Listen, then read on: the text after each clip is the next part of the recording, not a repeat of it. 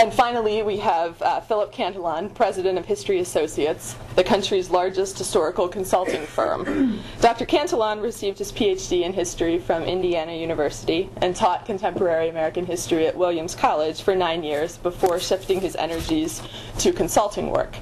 As a founding member of both NCPH and the Society for History in the Federal Government, his interest in public history began with a year's work as a policy analyst and speechwriter for the Department of Housing and Urban Development. Dr. Johnson was the first executive director of NCPH, and I'm sorry, Dr. Cantelon. Sorry about that. Your credentials are changing very quickly. I wish he had. And has spent the last 30 years demonstrating that it is possible to put history to work in the world. History Associates has paved the way for the consulting field, providing professional historical, archival, records management, and litigation research to clients that range from museums and private corporations to federal, state, and local governments.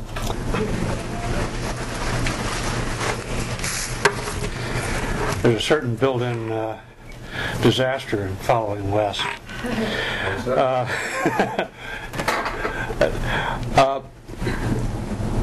Look in the audience, look at the table, and professionally, 30 years, I see faces that I've known for 30 years, and friendships forged in the crucible of revolution, of a revolution in our profession.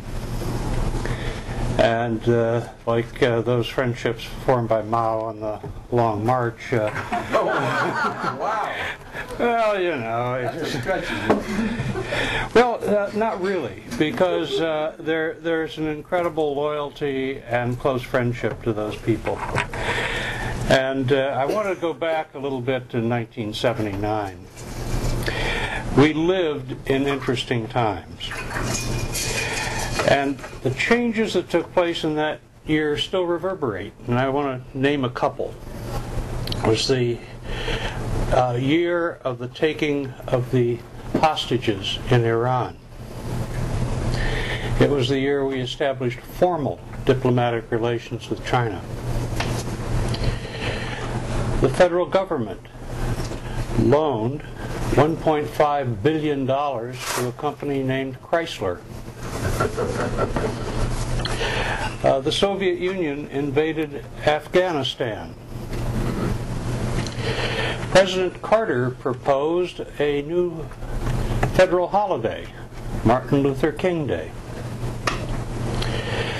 The NCAA basketball championships contained 2 teams, but Michigan State, here we are 30 years later, Michigan State with Magic Johnson and another guy from a small school in Indiana named Larry Bird, who changed professional basketball. It was the same year that Zimbabwe gained independence. The hit song, for those of you who recall, was YMCA. There were good and bad times. It was the year of thank you, Bruce. It was the year of the Susan B. Anthony dollar. That appeared, and as far as I can figure out, pretty much immediately disappeared. And on March 28th, something that had a major impact on my life, the first serious nuclear power accident in the United States occurred, 3 Mile Island. Of all of these events, unfortunately for our age group and maybe fortunately for my grandchildren, YMCA still is around. They've probably never seen the Susan B. Anthony dollar. But the rest of them all have played an impact on our lives. For me, TMI was particularly important. And for me, it changed the role of historians, how they contributed to history, and the emergence, or at least my participation in the emergence of new and, at the time, thought about revolutionary professional organizations. I was simply unaware of all of this. I was just returning from a year as a Fulbright professor of American civilization in Japan. I was living in New Hampshire. I didn't have a TV set.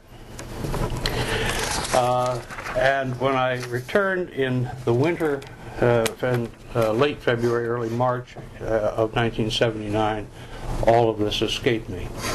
The only reason I knew about or followed 3 Mile Island is down about 7 miles downriver from where I lived was a nuclear power plant in Vernon, Vermont, on the Connecticut.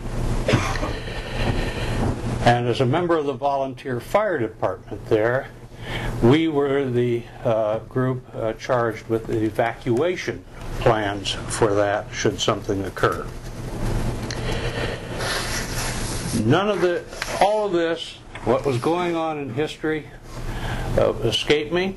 In fact, I was unemployed, which is something that I hope none of you have, though I saw in the paper this morning the unemployment rate shot way up. But I got a call from a former colleague of mine, Jack Hall, asking if I was interested in doing a history of 3 Mile Island. And I said, Jack, history? It was just less than a month ago. Yes, he said, but we think it's one of the most important events in nuclear energy. And the Department of Energy, Jack was with the deputy historian at the Department of Energy, was very concerned by this. I didn't know anything about nuclear power, but when you don't have a job and few prospects for finding them, in 1979 the NCC was really founded on the basis of how do you get jobs for historians, and most really the market was glutted with either unemployed or underemployed PhDs or ABDs. I thought this sounded pretty good, and Jack said it would be pretty easy to learn something. You know, he figured that I was smart enough, intelligent enough anyway, to learn something about nuclear power. And he said, moreover, he said, it's a history, not a technical disquisition on nuclear power. And I was enormously flattered by being asked. When you don't have any job prospects and somebody called and said, oh, here's an opportunity, you say, wow, that's terrific, that he would pick me out of all these people. What I later learned was that he had been to an OAH conference earlier, had tried to recruit somebody there, and not one person was interested in doing it. Fortunately, I didn't learn that until much later.